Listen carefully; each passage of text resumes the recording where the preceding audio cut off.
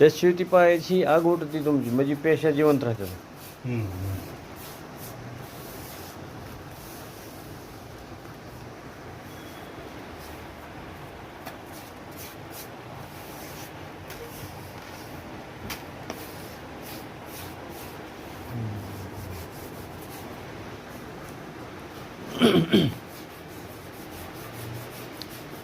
दोन्ही पद्धती वेगवेगळ्या. ती बटणं दाबीत होतं आणि ही बॉडीतल्या मसाज केल्यासारखं करून ती जिवंत करते.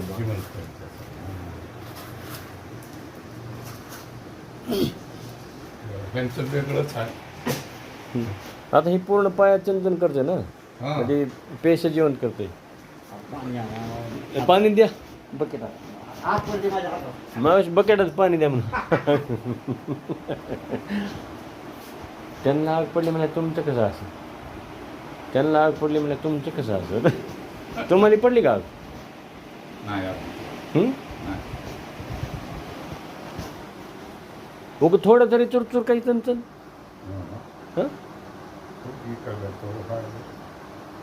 ह्याला चणचण होईल, हिथून इकडून चणचण काही नाही. थोडं थोडं माग थोडं थोडं मागत येतं.